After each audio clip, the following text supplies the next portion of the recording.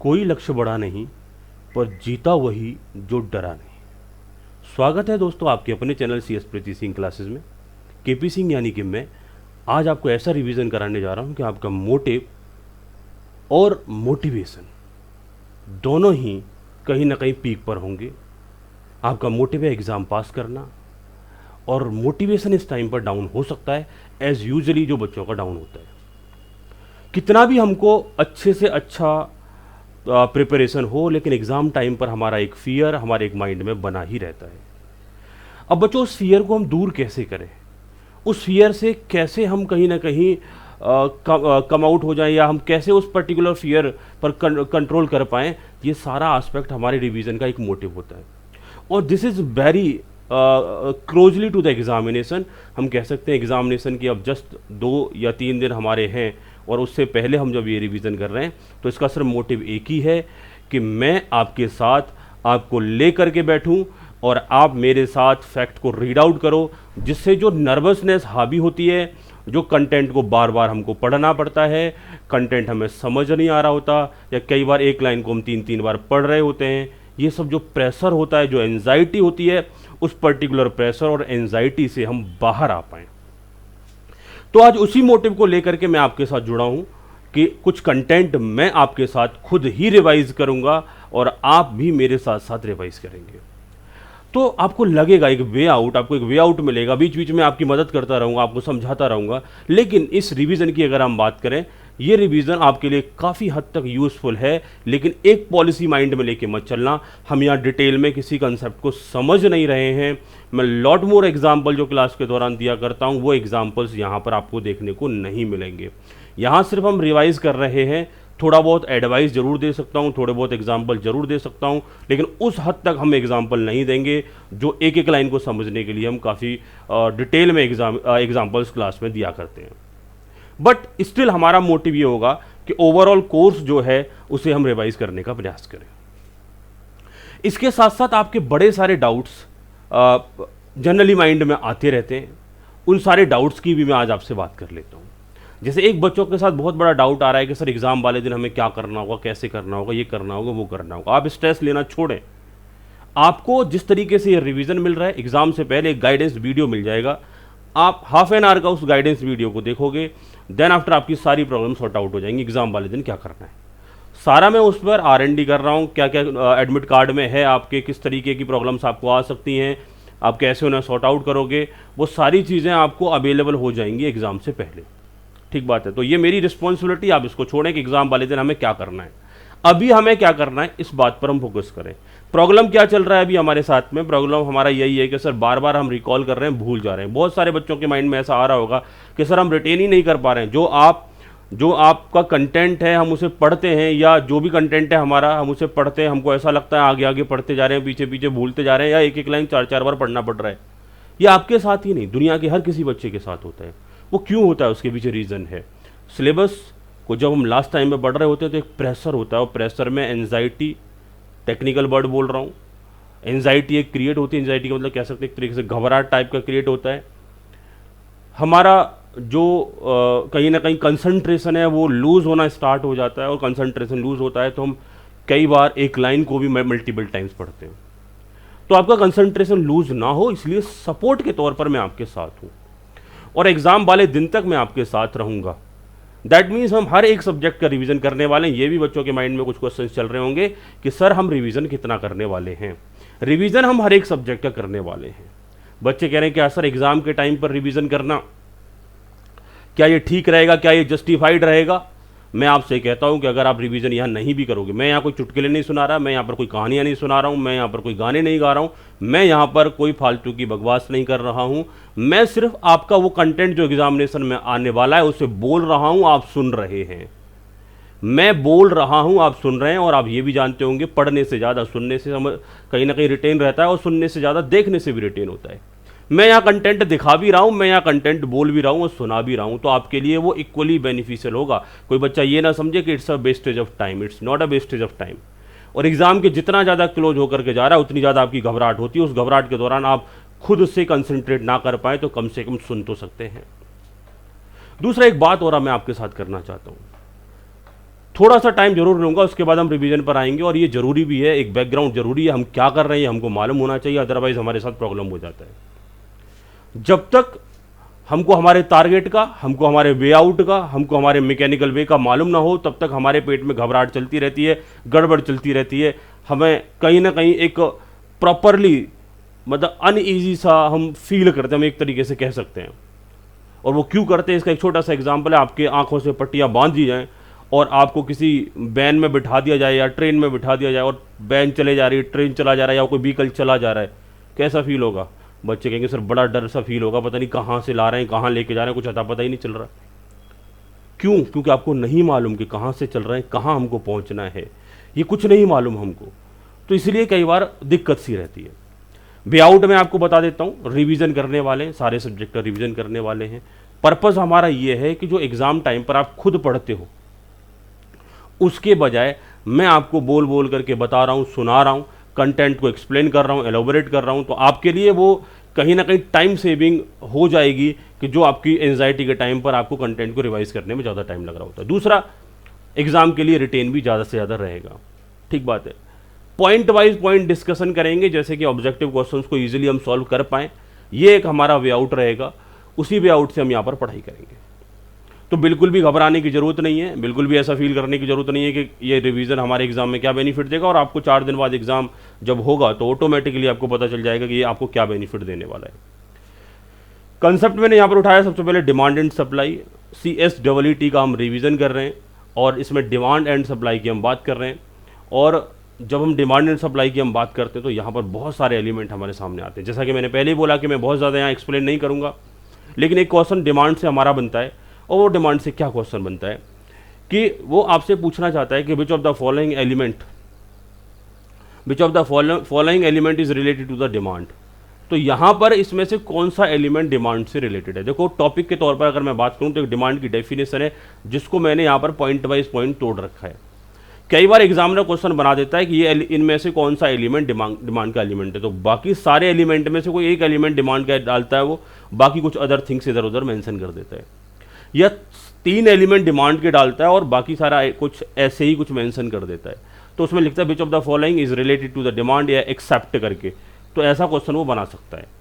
या फिर 3 एलिमेंट डालने के बाद चौथा ऑप्शन ऑल ऑफ दीज बना देता है। 3 तरीके से क्वेश्चन पूछा जाता है, काफ़ी इंपॉर्टेंट रहता है एग्जामिनेशन के लिए। यहाँ से क्वेश्चन आने की संभावना 100% रहती है। तो ये पॉइंट रहेगा कि डिमांड के एलिमेंट क्या रहेंगे। तो डिमांड के एलिमेंट की तौर पर बात करें तो बच्चों क्वांटिटी होनी चाहिए, कमोडिटी होनी चाहिए। कमोडिटी का जो ऑप्शनल है वो है सर्विस होगी या कमोडिटी होगी, 2 ही एस्पेक्ट में डील किया जाएगा।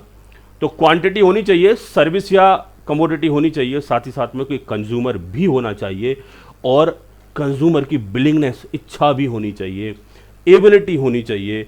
दैट मीन्स हम कई बार एबिलिटी को परचेजिंग पावर बोलते हैं, दैट मीन्स बिलिंगनेस को कहीं ना कहीं डिज़ायर बोल देते हैं। तो डिज़ायर भी एक आपका ऑप्शन हो सकता है बिलिंगनेस की जगह पर। ऐसा नहीं कि आप मेंशन कर दें डिज़ायर तो एलिमेंट है ही नहीं। एबिलिटी टू परचेज होनी चाहिए, प्राइस अवेलेबल होना चाहिए that particular point of time during a period. तो टाइम एलिमेंट हमारा रहा, प्राइस एलिमेंट हमारा रहा, एबिलिटी एलिमेंट हमारा रहा, बिलिंगनेस एलिमेंट हमारा रहा, कंज्यूमर हमारा एक एलिमेंट रहा, कमोडिटी या सर्विसेज एक हमारा एलिमेंट रहा, और क्वांटिटी एक एलिमेंट रहा। ये सारे एलिमेंट होंगे तो डिमांड होगी, अदरवाइज डिमांड नहीं होगी।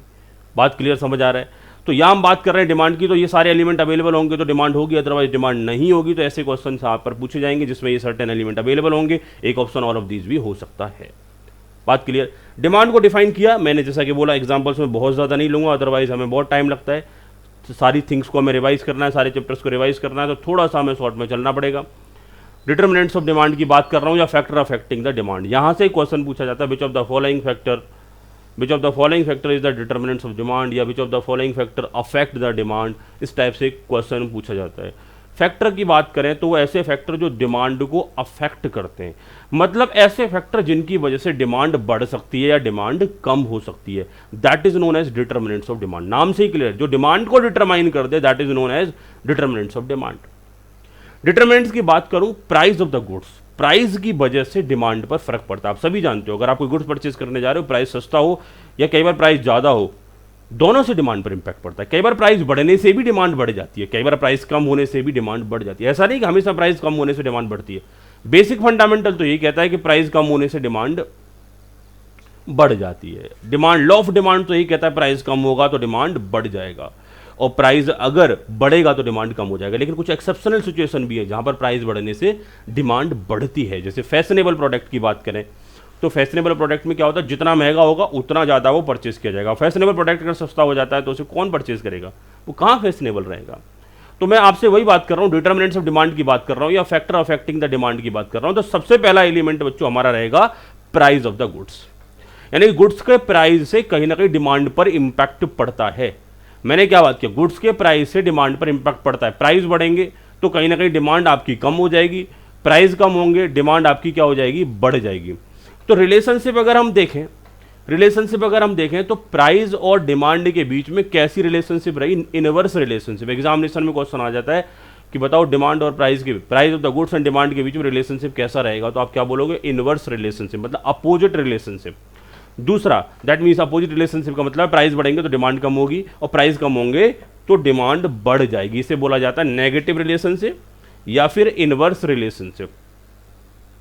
अब इसका डायग्राम कैसे बनता है, ये भी एक एग्जामिनेशन में क्वेश्चन आ सकता है कि अगर हम बात करें प्राइस ऑफ द गुड्स के केस में तो डिमांड और प्राइस के बीच में कैसा रिलेशनशिप रहेगा, तो आप क्या बोलोगे, सर डिमांड और प्राइस के बीच में जो रिलेशनशिप रहेगा वो कहीं ना कहीं नेगेटिव रिलेशनशिप रहेगा और इसका डिमांड कब बनेगा, डाउनवर्ड स्लोपिंग। देखो ऐसे हम वाई एक्सिस की बात करें और एक्स एक्सिस की बात करें, जीरो ओरिजिन, डिमांड कब हमने बना दिया डाउनवर्ड स्लोपिंग, ऐसे डिमांड कर्व को डाउनवर्ड स्लोपिंग बोला जाता है। ऐसा डिमांड कर्व बना के एग्जाम में दे सकते हैं और आपसे पूछ सकते हैं डिमांड कर्व कैसा होगा, वहाँ पर एक ऑप्शन हो सकता है ये कैसा, अपवर्ड राइजिंग, डाउनवर्ड स्लोपिंग, तो आप क्या टिक करोगे, डाउनवर्ड स्लोपिंग।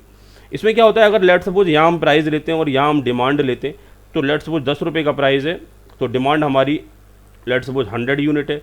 प्राइस अगर हमारा कम हो जाएगा, 5 रुपये हो गया तो हमारी यूनिट बढ़ के 200 भी हो सकती हैं। जरूरी नहीं है इसमें लीनियर रिलेशनशिप रहेगा ही रहेगा, मतलब ऐसा हो सकता था 5 रुपये का प्राइस अगर होता है तो डिमांड आपकी 220 यूनिट भी हो सकती थी, 180 यूनिट भी हो सकती थी। यहाँ पर मैंने बात किया कि प्राइस कम होगा तो डिमांड बढ़ेगी। अब कितनी बढ़ेगी वो डिपेंड करता है कि इलास्टिसिटी कैसी है, वो मुद्दा हम बाद में बात करेंगे, अभी टॉपिक पढ़ने वाले हैं इलास्टिसिटी इसके बाद। तो हमने यहाँ पर बात किया बेटा डिटरमिनेंट्स ऑफ डिमांड की बात कर रहे थे। डिटरमिनेंट्स का मतलब होता है, सभी आप जानते हो, डिटरमिनेंट का मीनिंग रहता है कि कहीं ना कहीं ऐसे फैक्टर्स हम पढ़ने जा रहे हैं जो डिमांड को अफेक्ट करेंगे, वो कहीं ना कहीं डिमांड को बढ़ाएंगे या वही सारे फैक्टर डिमांड को कम करेंगे। अगले डिटरमिनेंट्स की बात करूं मैं, सेकंड डिटरमिनेंट्स है हमारा price of the related goods. Price of the related goods, price of the related goods की बात करेंगे तो रिलेटेड गुड्स दो तरीके के हो सकते हैं, सब्स्टिट्यूट और कॉम्प्लीमेंट्री। ये भी एक एग्जामिनेशन क्वेश्चन हो सकता है कि जो रिलेटेड गुड्स में कौन कौन से गुड्स आते हैं, तो substitute, complementary, both, none of these ऐसा ऑप्शन देता है तो आप दोनों पर टिक कर दोगे। सब्स्टिट्यूट भी आता है और कॉम्प्लीमेंट्री भी आता है। अब मुद्दे वाली बात ये आती है कि सर सब्स्टिट्यूट क्या होता है। सब्स्टिट्यूट की बात करें तो ऐसा गुड्स जो दूसरे गुड्स की जगह पर यूज होता है। मैंने क्या बोला, ऐसा गुड्स जो दूसरे गुड्स की जगह पर यूज होता है, उसके प्लेस पर यूज होता है, that is known as substitute. जैसे आप कभी एज अ गेस्ट कहीं पर जाते हो, किसी के यहाँ पर जाते हो, आपसे पूछा जाता है चाय लोगे या कॉफ़ी, तो कई बार आपने ऐसा बोला चाय भी ले आओ कॉफ़ी भी ले आओ, दोनों ही ले आओ, दोनों ही पी लूँगा। दैट मीन्स हम बात करें वो चाय और कॉफ़ी जो ऑफर किए गए वो एक दूसरे के सब्स्टिट्यूट थे कि या तो आप चाय पियेंगे या कॉफ़ी पियेंगे, जो पसंद हो आप बता दीजिए, वही लेके आ जाते, यस या नो। लेकिन कभी कभी क्या होता है, हम किसी के घर जा रहे होते हैं और उसने बोला उन्होंने आपसे बोला कि कभी ऐसा बोला कि चाय लोगे या बिस्किट, क्योंकि चाय और बिस्किट दोनों एक दूसरे के सब्स्टिट्यूट नहीं है, वो कॉम्प्लीमेंट्री है। चाय के साथ बिस्किट चलेगा ही चलेगा।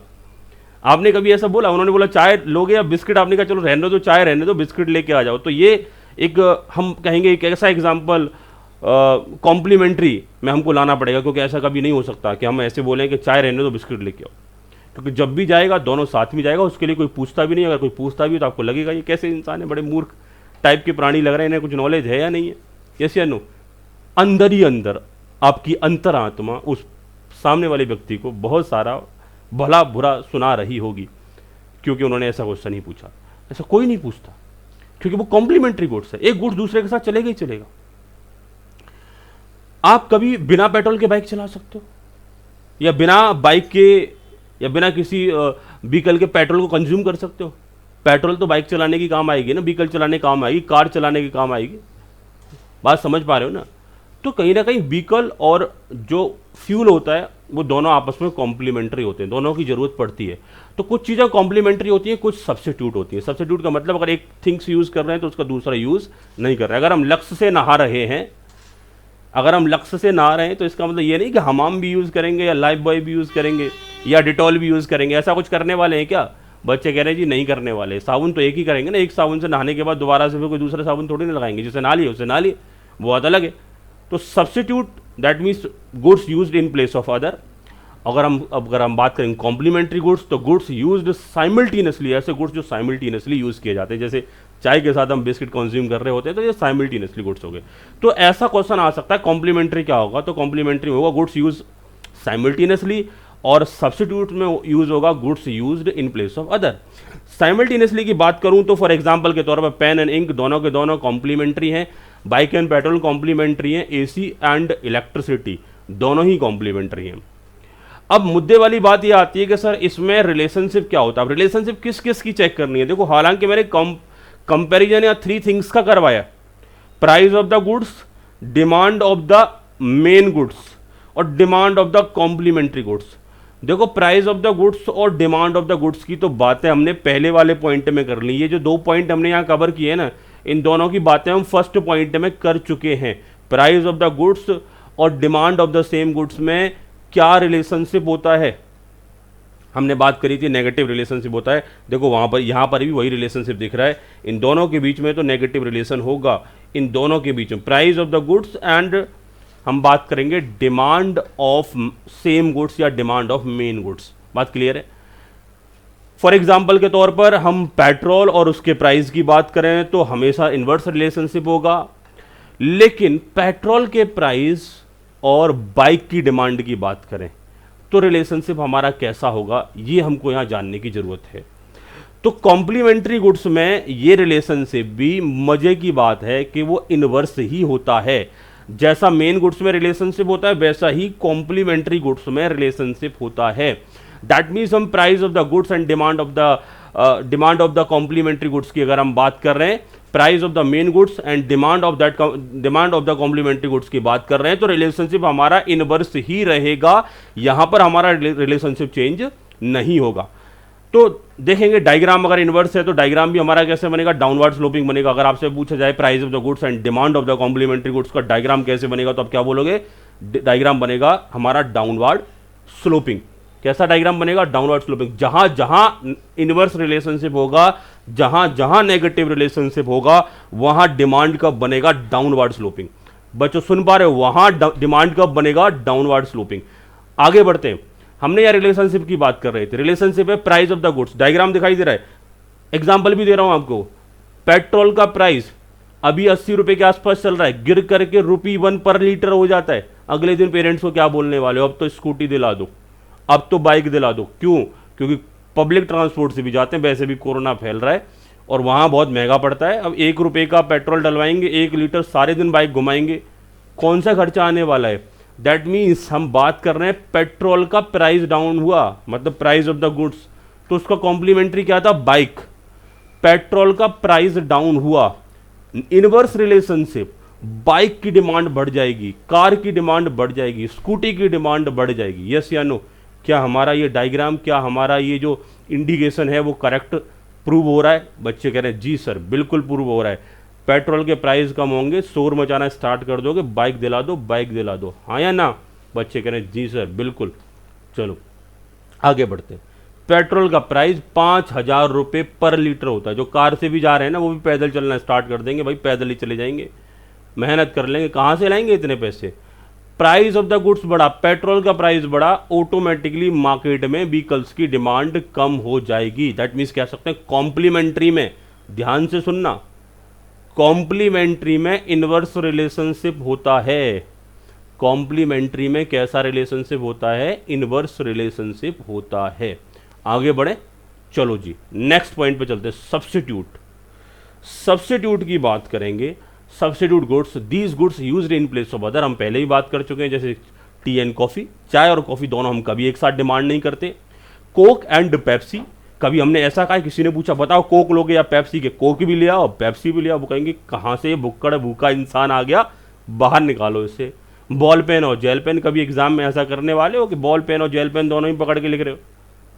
एक ही पेन यूज करोगे ना, जो आपको कंफर्ट लगता है उस पर्टिकुलर पेन को यूज करोगे। तो दीज आर द सब्स्टिट्यूट, यानी goods use in place of other. Substitute की हम बात कर रहे थे, तो ऐसा क्वेश्चन पूछा जा सकता है कि सब्स्टिट्यूट किसे बोला जाता है। अगले मुद्दे की अगर मैं बात करूं, सब्स्टिट्यूट की रिलेशनशिप की हम बात कर रहे हैं, तो देखो अगेन मैंने यहां पर 3 एलिमेंट को एक साथ कंपेयर किया है, price of the T, demand of the T and demand of the coffee. Price of the T, demand of the T and demand of the coffee, three elements को मैं यहां लेकर के चलाऊं। तो बेटा टी का प्राइस और टी की डिमांड, ये दोनों मेन गुड्स हो गए। जो सबसे पहला वाला डिटर्मिनेंट हमने डिस्कस किया था वही एज इट इज पॉइंट हो गया। ये प्राइस बढ़ेगा टी का, टी की डिमांड गिर जाएगी, प्राइस कम होगा, टी की डिमांड बढ़ जाएगी। इनका हो गया नेगेटिव रिलेशनशिप इन दोनों एलिमेंट का। लेकिन जब टी के प्राइस का, ध्यान से सुनना मैं क्या बोल रहा हूं, टी के प्राइस का डिमांड ऑफ कॉफी से, टी के प्राइस का डिमांड ऑफ कॉफी से रिलेशनशिप बनाएंगे, तो टी और प्राइस चल रहा है टी का और डिमांड की हम बात कर रहे हैं कॉफी की, तो ये तो गड़बड़ हो रहा है ना। हम कहीं ना कहीं रिलेशनशिप किससे बिठा रहे हैं, कॉफी की डिमांड और प्राइस टी का, और कॉफी और टी में क्या रिलेशनशिप है, सब्स्टिट्यूट का। ध्यान से सुनना, सब्स्टिट्यूट की केस में रिलेशनशिप रहेगी डायरेक्ट रिलेशनशिप, या इसी डायरेक्ट रिलेशनशिप को बोला जाता है, यहां मैंने डायग्राम बनाया हुआ है, पॉजिटिव रिलेशनशिप। कैसी रिलेशनशिप बोला जाएगा, पॉजिटिव रिलेशनशिप। और इसका डिमांड कब बनेगा, अपवर्ड राइजिंग। एक डिमांड का मैंने यहां पर रखा भी हुआ है आपके लिए बना करके, price of the T and demand of coffee. Price of T and demand of coffee की अगर हम बात करते हैं, तो इन दैट पर्टिकुलर केस आप देख पा रहे हो कि अपवर्ड राइजिंग हमारा डिमांड का बना हुआ है। 20 रुपए का प्राइस था तो डिमांड अप्रॉक्स 200 यूनिट थी। जैसे ही प्राइस बढ़ा 30 हुआ, 30 से डिमांड ऑटोमेटिकली बढ़ जाती है, 30 से 40 हुआ, अगेन डिमांड बढ़ जाती है, 40 से 50 हुआ, अगेन डिमांड बढ़ जाती है। ध्यान से देखना जरा इस पर्टिकुलर डायग्राम को। हमने बार बार जो कन्फ्यूजन हो सकता है वो यही हो सकता है, हम प्राइस ऑफ टी और डिमांड ऑफ कॉफी की बात कर रहे हैं। प्राइस ऑफ टी और डिमांड ऑफ टी की बात करूंगा तो वो फर्स्ट एग्जाम्पल हो जाएगा, फर्स्ट डिटर्मिनेंट हो जाएगा। अब तक हमने 2 डिटर्मिनेंट डिस्कस किए। पहला डिटर्मिनेंट था हमारा प्राइस ऑफ द गुड्स, दूसरा डिटर्मिनेंट था price of the related goods. Price of the related goods में भी 2 अलग अलग डिटर्मिनेंट्स थे। पहला डिटर्मिनेंट हमारा बच्चों क्या था, फर्स्ट डिटर्मिनेंट हमारा क्या था, बच्चे कह रहे हैं कॉम्प्लीमेंट्री। दूसरा डिटर्मिनेंट हमारा सब्स्टिट्यूट। तीसरे डिटर्मिनेंट की तरफ चलते हैं, इनकम लेवल। इनकम लेवल से भी कहीं ना कहीं डिमांड पर इंपैक्ट पड़ता है। इनकम लेवल से भी डिमांड पर इंपैक्ट पड़ता है। हम बात करते हैं to analyse the impact of demand, the goods can be divided into 2 categories. Goods को हम 2 कैटेगरी में डिवाइड कर सकते हैं, इंफीरियर गुड्स और सुपीरियर गुड्स। हमने यहां पर बात किया इनकम लेवल की। अगर हम बात करें तो इनकम लेवल के अकॉर्डिंगली हम बात करें तो गुड्स को 2 कैटेगरी में डिमांड करेंगे, इंफीरियर और superior. Then after income level का इंपैक्ट देखेंगे। मैं आपसे बात करने जा रहा हूं बेटा इंफीरियर की। अगर हम बात करते हैं तो यहां पर इंफीरियर गुड्स ऐसे गुड्स होते हैं जो सस्ते गुड्स होते हैं। इंफीरियर का मतलब ये कभी नहीं होगा कि सड़ा गला घटिया खराब क्वालिटी का गुड्स।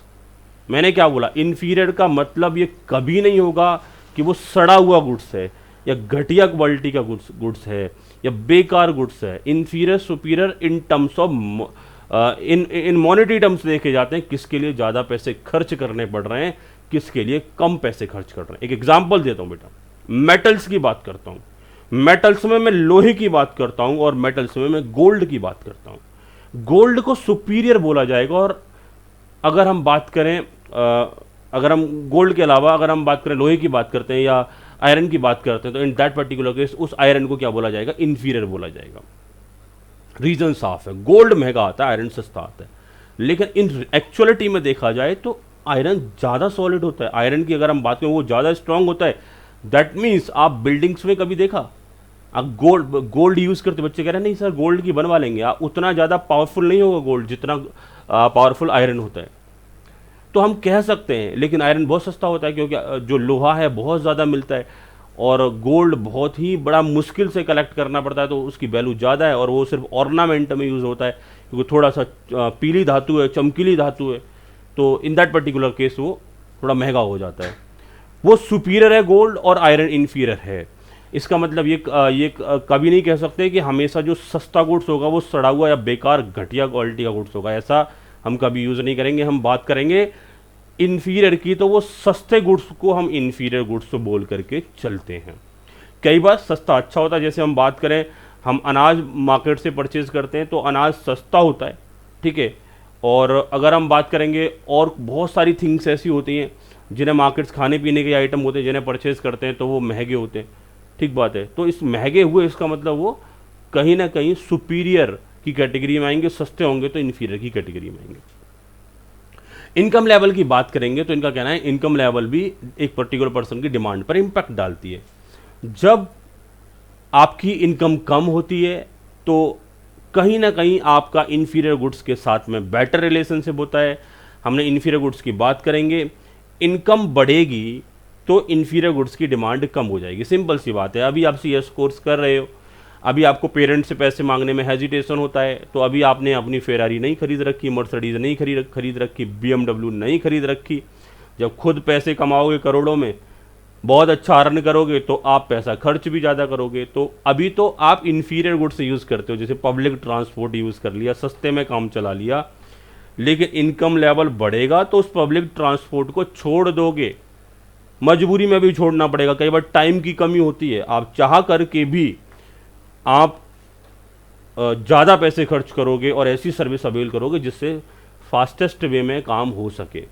इनकम लेवल बढ़ेगा, साथ ही साथ में इन्फीरियर गुड्स की डिमांड कम होगी। और इनकम लेवल जब कम होता है, जैसे अभी कोरोना की बात कर लें, अचानक से इनकम लेवल गिर गए, तो वहाँ पर हम जो अननेसेसरी बहुत सारे खर्चे कर रहे थे, उन खर्चों को हमने अवॉइड करना स्टार्ट कर दिया। तो इनकम लेवल जब कम होता है तो अकॉर्डिंगली जो ज़्यादा पैसे खर्च कर रहे होते हैं उन सारे एस्पेक्ट को छोड़ देते हैं, यानी कि इन्फीरियर गुड्स की डिमांड हमारी बढ़ना स्टार्ट हो जाती है। सुपीरियर गुड्स, तो अगर आपसे पूछा जाए कि इन्फीरियर गुड्स के केस में इनकम लेवल और डिमांड ऑफ गुड्स में क्या इम्पैक्ट रहेगा, क्या रिलेशनशिप रहेगी, तो आप क्या बोलोगे? इनवर्स रिलेशनशिप रहेगा। सुपीरियर गुड्स का अगर केस होता है तो यही रिलेशनशिप क्या होगी? कहीं ना कहीं डायरेक्ट रिलेशनशिप। जब इनकम बढ़ती है तो हम सुपीरियर गुड्स परचेज करेंगे, जब इनकम बढ़ेगी तो फिर हम मंगल से लेकर के सोम तक के जितने बाजार चलते, बच्चे बोल रहे हैं सर ये मंगल से लेकर सोम तक के क्या बाजार है? होता है ना, हर वीकली बाजार जो होता है, कहीं सोमवार को लगता है, कहीं मंगलवार को लगता है, कहीं बुधवार को लगता है, बुध बाजार, शुक्र बाजार, शनि बाजार, इनमें के सस्ते आइटम्स मिलते हैं। गए होंगे आप परचेज करने के बाद। दिल्ली में तो खास करके चलता है, बाकी सारे सिटी का तो मुझे मालूम नहीं क्या चलता है क्या नहीं, कि बहुत ज़्यादा सिटीज़ में इंटरनली मैंने नहीं देखा, लेकिन सारे सिटीज़ में कंसेप्ट होता है एक पर्टिकुलर डेज पर मार्केट जगह जगह लगते हैं और वहाँ पर सामान बड़ा सस्ता मिलता है, क्योंकि वो फुटपाथ पर सेल करने आते हैं, उनकी फिक्स कॉस्ट कुछ होती नहीं है, तो वो कॉस्ट से थोड़ा सा ऊपर भी सेल करके चले जाते हैं। आइटम वहाँ से अच्छा मिल सकता है, बट कई बार वो इन्फीरियर की कैटेगरी में आता है। तो जब हमारे पास पैसे कम होते हैं तो उधर परचेज करने जाते हैं, जब पैसे ज़्यादा होंगे तो फिर कहाँ जाएंगे? मॉल में परचेज करने जाएंगे, और वहाँ पर एक हो सकता है 1000 रुपये का आइटम को हम 10,000 में खरीद के लाएं। यस या नो? तो सुपीरियर गुड्स की बात करते हैं। इनकम लेवल बढ़ेगा, हम सुपीरियर गुड्स पर मूव कर जाएंगे। सुपीरियर गुड्स कौन से होंगे? जो महंगे होंगे। तो जैसे इनकम बढ़ा, सुपीरियर गुड्स की डिमांड बढ़ी, जैसे इनकम कम हुआ, सुपीरियर गुड्स की डिमांड कम हुई। रिलेशनशिप कैसा रहा? डायरेक्ट रहा। मैंने आपसे क्या बोला था? इनवर्स रिलेशनशिप होगा डाउनवर्ड स्लोपिंग, डायरेक्ट रिलेशनशिप होगा डिमांड कब होगा? Upward rising. आगे बढ़ते हैं, आपकी जानकारी के लिए बता दूं, हम डिस्कस कर रहे हैं डिटरमिनेंट्स ऑफ डिमांड। और डिटरमिनेंट्स ऑफ डिमांड की जब हम बात करते हैं तो पहला प्राइस ऑफ द गुड्स, दूसरा price of the related goods, तीसरा हमारा इनकम लेवल, चौथा टेस्ट एंड प्रीफरेंस की हम बात करने वाले हैं। जो हमको पसंद है वो कितना भी महंगा क्यों ना आए, हम उसको परचेज करेंगे ही करेंगे। अगर टेस्टफुल आइटम है, आपके टेस्ट के फेवर में है, तो डिमांड बढ़ेगी। अगर वो टेस्ट के अगेंस्ट है तो डिमांड कम होगी। यस या नो? होता है या नहीं होता? कई बार हम गोलगप्पे की दुकान के बाहर से निकल रहे हैं तो मुंह में पानी आ ही जाता है जनाब, पॉकेट में 20 रुपये भी हो, निकल के बाहर आ जाते हैं कि भैया जरा 4 लगा देना, कि तो 20 के 4 ही आते हैं ना। चलो कोई बात नहीं, कैलकुलेशन गड़बड़ हो सकती है। अगला है बेटा कंपोजिशन ऑफ पॉपुलेशन। हम डिमांड की जब बात करते हैं तो पॉपुलेशन की बात करें, और पॉपुलेशन अगर ज़्यादा हुई तो ओवरऑल डिमांड्स हमारी बढ़ी जाती है। एजुकेटेड पीपल्स होंगे, उनकी डिमांड थोड़ी सी चेंज हो जाती है। अगर हमारे कुछ पर्सन्स ऐसे हैं जो एजुकेशन के फील्ड में नहीं है, एजुकेटेड नहीं है, जॉब प्रोफाइल में नहीं है, वर्किंग नहीं है, जॉब नहीं करते MNCs में, वो अगर एग्रीकल्चर पर डिपेंडेंट रहते हैं तो उनकी डिमांड कुछ डिफरेंट होती है। Weather situation of any region, किसी पर्टिकुलर रीजन में जैसा मौसम होता है उसके अकॉर्डिंगली पर्टिकुलर गुड्स की डिमांड होती है। किसी पर्टिकुलर सीजन में जैसा मौसम होता है उसके अकॉर्डिंगली पर्टिकुलर गुड्स की डिमांड होती है। आगे हम बात करें साइज ऑफ द पॉपुलेशन।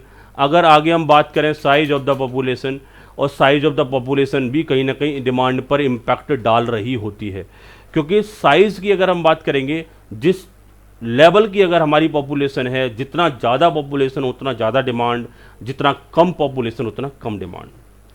जब हम कंपोजिशन की बात कर रहे थे बेटा, जब हम कंपोजिशन की बात कर रहे थे, तो कंपोजिशन का मतलब होता है कि जैसे आपने गानों में सुना है ना, 7 सुर मिल करके सॉन्ग कंपोज होता है, कोई सा सुर ज़्यादा डाला कोई सा कम डाला तो अलग टाइप का ट्यूनिंग वहाँ स्टार्ट हो जाता है। सेम वे कंपोजिशन में देखा जाता है, बच्चे हैं, बड़े हैं, बुजुर्ग हैं, तो जैसी कंपोजिशन वैसी डिमांड। बुजुर्ग ज़्यादा हैं तो धोती कुर्ता की डिमांड ज़्यादा होगी, बच्चे ज़्यादा हैं तो बच्चों के कपड़ों की डिमांड होगी, यंगस्टर ज़्यादा हैं तो जीन्स पैंट्स की डिमांड ज़्यादा होगी। तो दिल्ली के बारे में बोला जाता है कि दिल्ली में बहुत ज़्यादा यंगस्टर्स रहता है। वो रीज़न भी है कि सारा यंगस्टर या तो पढ़ाई करने आ रहा होता है या पढ़ाई के बाद जॉब कर रहा होता है। तो अकॉर्डिंगली आप देखो दिल्ली में यंगस्टर्स के कपड़ों के शॉप्स आपको ज़्यादा मिलेंगे। तो हम बात कर रहे हैं जैसा कंपोजिशन वैसा डिमांड। एजुकेशन के अकॉर्डिंगली डिमांड पर इम्पैक्ट पड़ता है, वेदर सिचुएशन का भी डिमांड पर इम्पैक्ट पड़ता है, साइज का भी डिमांड पर इम्पैक्ट पड़ता है कि अगर ओवरऑल पॉपुलेशन ज़्यादा होगी तो फिर सारे ही गुड्स की डिमांड बढ़ जाती है। आगे हम बात करें एडवर्टाइजमेंट। जितना बेटर एडवर्टाइजमेंट उतना better demand. No advertisement no demand, और more advertisement more demand. Quality नहीं भी हो, एडवर्टाइजमेंट जबरदस्त करो, डिमांड आएगी आएगी, दुनिया की कोई ताकत नहीं रोक सकती। जगह जगह आप बेस्ट एग्जांपल देख सकते हो। एडवर्टाइजमेंट ज़्यादा होगा डिमांड ज़्यादा होगी, एडवर्टाइजमेंट नहीं होगा डिमांड कम होगी। मैं आज आपको लाइफ का एक फंडामेंटल बता रहा हूं। अगर आप पढ़े लिखे रियल सेंस में समझदार हैं तो कभी भी ज़्यादा साइनिंग देख करके अफेक्ट मत होना। ज़्यादा साइनिंग आएगी, ज़्यादा ग्लो आ रहा होगा, ज़्यादा चमक आ रहा होगा, तो 100% ये करेक्ट नहीं कि वहाँ क्वालिटी मिलेगी ही मिलेगी, वहाँ क्वालिटी पुअर भी हो सकती है। तो साइनिंग से कभी भी आप क्वालिटी का अंदाज़ा नहीं लगा सकते। आपको प्रोडक्ट को आइडेंटिफाई करना पड़ेगा। प्रोडक्ट बेटर है तो ही डिसीजन लो। क्या पता कल आप में से कोई परचेज मैनेजर बन जाए। बच्चे कह रहे हैं हम तो सीएस कर रहे हैं, परचेज मैनेजर कैसे बन सकते? क्यों नहीं बन सकते? कोई भी डेजिग्नेशन है, आपके पास नॉलेज टैलेंट होना चाहिए। आपको जहाँ पैसा अच्छा मिल रहा है उस जगह आप बन सकते हैं। हालांकि लीगल फील्ड में आप ज़्यादा जाओगे, लेकिन स्टिल परचेज मैनेजर कैसे काम कर रहा है, वो कहीं ना कहीं परचेज ऑर्डर प्रॉपरली प्लेस कर पाता है नहीं कर पाता है, इन सारे उसके लिए क्या नॉर्म्स बना रखे हैं, इस नॉर्म्स का ड्यू डिलिजेंस तो आपके थ्रू कराया जा सकता है ना, और कराया जाएगा तो आपको जानकारी होनी चाहिए। तो दैट मीन्स एक कंपनी सेक्रेटरी से उम्मीद की जाती है कि वो हर एक फील्ड के जो भी नॉर्म्स हैं उन सब की एक तरीके से ड्यू डिलिजेंस करे, चेकिंग करे, कॉम्प्लायंसेस करे। तो ऐसी जब उम्मीदें आपसे रहती हैं, इन दैट पर्टिकुलर केस आपके पास नॉलेज भी होना ज़रूरी हो जाता है। तो मैंने क्या कहा, एडवर्टाइजमेंट कहीं ना कहीं कई बार रॉन्गफुल इंप्रेशन डालता है, लेकिन अगर हम बेसिक फंडामेंटल देखें, हमारी पॉपुलेशन का एक बहुत बड़ा सेगमेंट बिना सोचे समझे डिसीजन ले रहा होता है। वो काफ़ी चीज़ों से अफेक्ट हो रहा होता है, इसीलिए जैसा ट्रेंड होता है उसके अकॉर्डिंगली चलना होता है। आप बिजनेसमैन होंगे तो एडवर्टाइजमेंट ज़्यादा कराएंगे, ज़्यादा आपकी सेल हो जाएगी, वहाँ आपको कोई नहीं रोक सकता। तो एडवर्टाइजमेंट की बात करें तो हमेशा positive relationship, more advertisement more demand, less advertisement less demand. Distribution of income, distribution of income, income का डिस्ट्रीब्यूशन कैसा है? डिस्ट्रीब्यूशन का मतलब है कि हमारे यहाँ जितना भी ओवरऑल जीडीपी है वो इक्वल ही सब में बढ़ता है, या कई बार कोई एक कुछ सर्टेन से सेलेक्टेड पीपल बहुत कम आ रहे हैं और कुछ ऐसा है जिनको खाने के भी लाले पड़ रहे हैं। लाले का मतलब समझते हो ना, खाने के मतलब वेरी स्मॉल क्वांटम में उनके पास अर्निंग आ रहा है, मतलब वो इतना अर्निंग आ रहा है कि वो खाना भी नहीं खा सकते। तो that is the problem of distribution की। इनकम कंट्री बहुत कम आ रहा है, लेकिन कंट्री में कुछ लोग भूखे मर रहे हैं, कुछ लोग बहुत ज़्यादा पैसा है, वो पैसे को कंज्यूम नहीं कर पा रहे हैं। अदर फैक्टर्स की बात करें तो बहुत सारे अदर फैक्टर्स भी आ जाते हैं जिनसे कई बार डिमांड पर इम्पैक्ट पड़ जाता है। जैसे कि किसी ने रूमर्स फैला दिया कि अब प्राइस बहुत बढ़ने वाला है, प्राइस बहुत बढ़ने वाला है, तो अचानक से डिमांड बढ़ जाएगा। किसी रूमर्स की वजह से प्राइस पर अभी कोई चेंज नहीं आया, लेकिन फ्यूचर में चेंज आने वाला है, ऐसा रिमर्स अगर मिलेगा तो कहीं ना कहीं डिमांड बढ़ जाएगा। तो बाकी सारे फैक्टर्स हमारे अदर फैक्टर्स की कैटेगरी में आ जाते हैं। तो हमने यहाँ पर पढ़ा फैक्टर अफेक्टिंग द डिमांड या डिटर्मिनेंट्स ऑफ डिमांड। ये वो फैक्टर्स हैं जो डिमांड को अफेक्ट करते हैं, या इन्हीं फैक्टर्स को डिटर्मिनेंट्स ऑफ डिमांड के तौर पर बोला जाता है। बात क्लियर हुआ? अगले मुद्दे पर चलते हैं बच्चों, law of demand. Law of demand की बात की जाए, आपसे पूछा जाता है law of demand explain price increase, demand of the same goods decrease. अगर ऐसा बोला जाए तो ये लॉ ऑफ डिमांड की तरफ ही इशारा कर रहा है, या फिर price decrease demand of the goods increase, तो ये भी करेक्ट है। In case of law of demand relationship is negative, ये भी करेक्ट है। और लास्ट में एक ऑप्शन बना सकता है ऑल ऑफ दीज। तो लॉ ऑफ डिमांड की अगर हम बात करें तो प्राइस जैसे जैसे इंक्रीज होता है डिमांड ऑफ गुड्स हमारा डिक्रीज हो जाता है, और प्राइस जैसे जैसे डिक्रीज होता है डिमांड ऑफ गुड्स हमारा इंक्रीज हो जाता है। इन दैट पर्टिकुलर केस अगर बच्चों हम बात करें, यहां पर हमारे अदर फैक्टर्स कांस्टेंट रहते हैं, और इसका एक टेक्निकल टर्म है जिसे बोला जाता है सेटिरस पेरिवस। तो आपसे एग्जामिनेशन में सेटिरस पेरिवस का मीनिंग भी पूछा जा सकता है कि what is the meaning of ceteris paribus. तो आप क्या बोलोगे? अदर थिंग्स रिमेन्स कांस्टेंट, या अदर थिंग्स कांस्टेंट, ऐसा करके ऑप्शन वहां पर आपको दे सकता है। जब हमने लॉ ऑफ डिमांड में price of the goods and demand of the same goods की बात करी, तो यहां पर हमने देखा कि दोनों के बीच का रिलेशनशिप कैसा रहेगा? इनवर्स। तो डिमांड कब हमारा कैसा बनेगा? Downward sloping. एग्जामिनेशन में क्वेश्चन आए कि अगर हम लॉ ऑफ डिमांड की बात करें तो डिमांड कब कैसा होता है? Upward rising, downward sloping, both none of these. तो आप क्या टिक करने वाले हो? बच्चे बोल रहे हैं कि सर हम डाउनवर्ड स्लोपिंग ही टिक करेंगे क्योंकि रिलेशनशिप नेगेटिव था। और जब जब रिलेशनशिप नेगेटिव होता है इसका मतलब होता है कि वहां जो डिमांड कब बनने वाला है वो डाउनवर्ड स्लोपिंग बनेगा। तो लॉ ऑफ डिमांड की मैंने बात की, यहां पर हम बात कर रहे थे price of the goods and demand of the same goods. इसके बाद हम बात करेंगे डिमांड कर्व। डिमांड कर्व की बात करते हैं, the curve which show the demand of commodity at a various price during a period. इनका कहना है एक ऐसा कर्व जो डिफरेंट प्राइसेस पर डिमांड को शो कर रहा होता है, that is known as demand curve. और एक डिमांड कर्व एक सिंगल पर्सन के लिए होता है तो उसे इंडिविजुअल डिमांड कर्व बोला जाता है।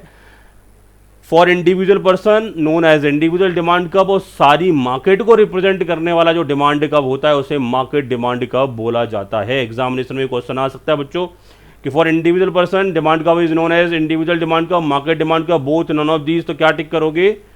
बच्चे बोले कि sir individual demand curve tick करेंगे, दुनिया की कोई भी ताकत हमें ऐसा करने से नहीं रोक सकती। मैंने कहा बेटा पक्का नहीं रोक पाएगी। अगले मुद्दे पे चलते हैं। For market it is known as market demand curve. जी बिल्कुल। डिमांड शेड्यूल की बात कर लेते हैं। डिमांड शेड्यूल की बात करें, if we plot the demand curve into a table then such table is known as demand schedule. अगर हम डिमांड कर्व की जो फिगर्स हैं और जो रिलेशनशिप है उसे हम टेबल फॉर्मेट में प्लॉट कर देते हैं, that is known as demand schedule. Same way individual के लिए बनने वाला demand schedule individual demand schedule बोला जाता है, मार्केट के लिए बनने वाला demand schedule market demand schedule बोला जाता है। अगले मुद्दे की तरफ चलते हैं, exceptions to the law of demand. Question को समझना, क्वेश्चंस को अगर हम बेटर ढंग से समझेंगे तो शायद ही हम आंसर्स में हमें कोई प्रॉब्लम नहीं आने वाला।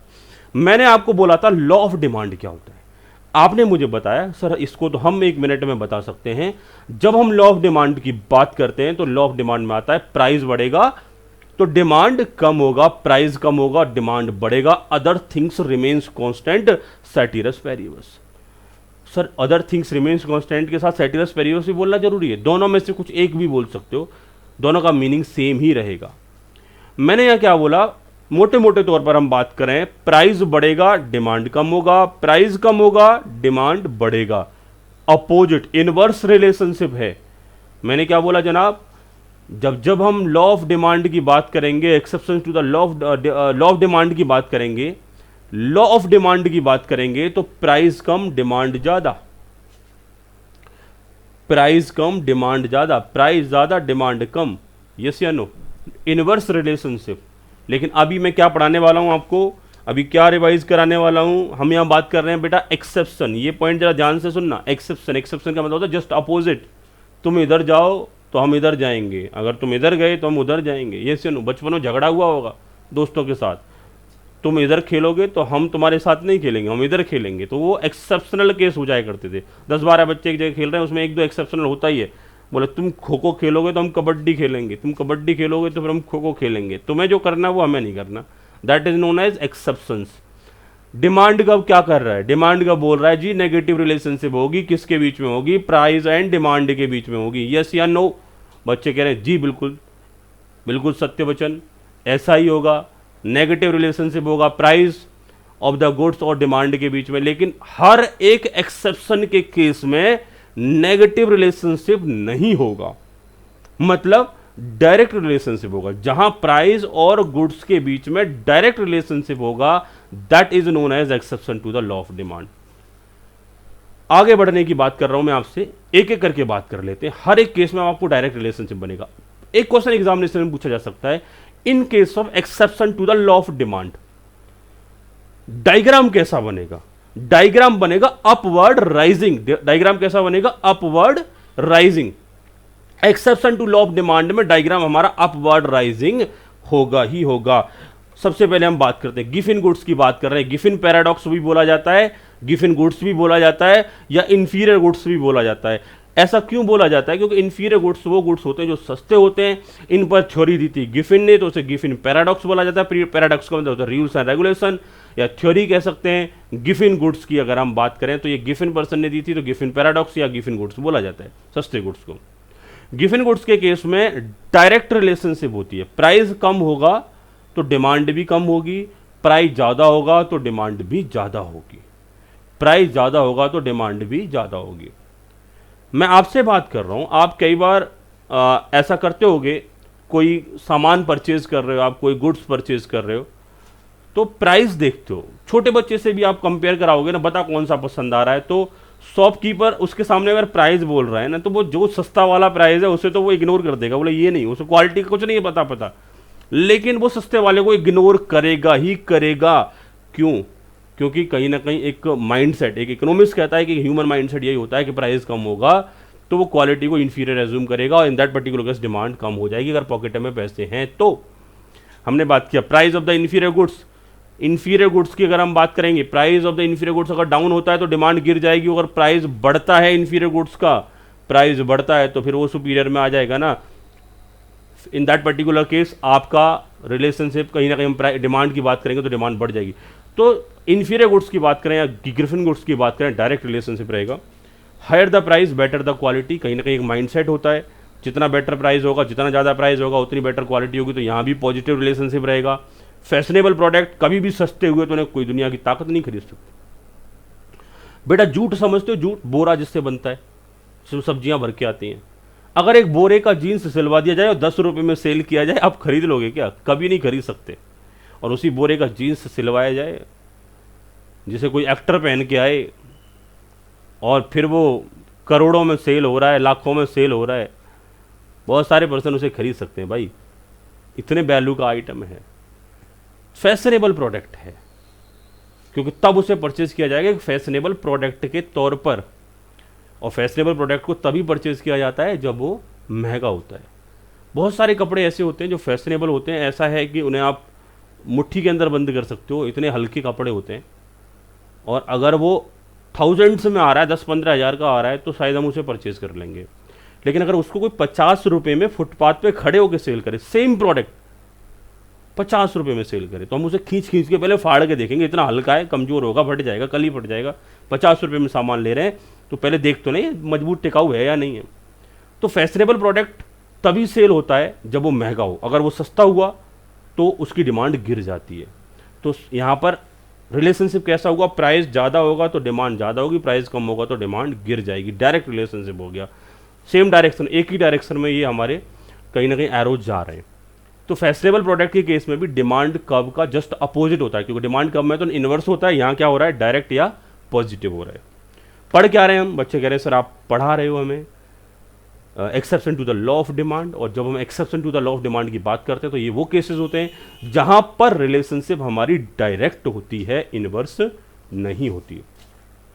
अगले मुद्दे की मैं बात करूं, ब्रांड प्रीफरेंस। अगर हम ब्रांड प्रीफरेंस की बात करते हैं, अगर कोई आइटम हमें पसंद है तो हम चाहे वो कितना भी महंगा क्यों ना हो, और वो ब्रांड बनता ही इसलिए क्योंकि महंगा है। एप्पल एप्पल इसलिए है क्योंकि वो महंगा है।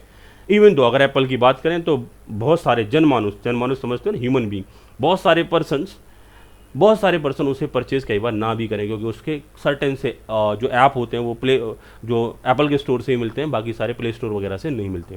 तो हम बात करें प्राइस की, अगर हम बात करें प्राइस ज़्यादा है इसीलिए उसकी डिमांड ज़्यादा है। प्राइस अगर उसकी कम कर दी जाए ना, एप्पल को अगर 5-5 रुपये में सेल करना स्टार्ट कर दिया, पता चला जो भी जा रहा है उसे एप्पल कान पर लगा हुआ है, तो फिर एप्पल कान पर लगा हुआ मतलब बात कर रहा है एप्पल से। अगर हम बात करेंगे प्राइस अगर उसकी कम कर दिया है तो कोई एप्पल परचेज नहीं करेगा। एप्पल में APPLE वाली एप्पल की बात नहीं कर रहा हूँ, एप्पल आईफोन की बात कर रहा हूँ। तो इन दैट पर्टिकुलर केस अगर हम बात करेंगे, अगर प्राइस उनके सस्ते होंगे तो वो ब्रांड नहीं रहेगा। ब्रांड कब बनता है? जब प्राइस महंगे हों। बात समझ पा रहे हैं? तो बेटा ब्रांड से सावधान रहना है आपने, ब्रांड की तरफ नहीं जाना। ब्रांड की पहले क्वालिटी को खींच के देखो कि ब्रांड ये किसी लायक है भी या नहीं भी, ये खामा का ब्रांड बना जा रहा है अपने आप में। तो ये बात जरूर ध्यान रखना बेटा कि कोई कहीं ब्रांड देखो तो ब्रांड से पहले ये देखना कि ब्रांड देखने लायक है भी या नहीं भी। चलो आगे मुद्दे पर आते हैं, आप समझ जाओगे, समझदार काफ़ी अच्छे खासे बच्चे हो आप।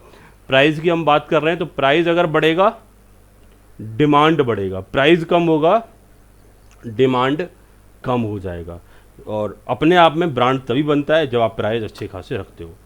आगे हम बात करें, if the customer choice any brand then price is no matter, most of the brand are choice due to their high price.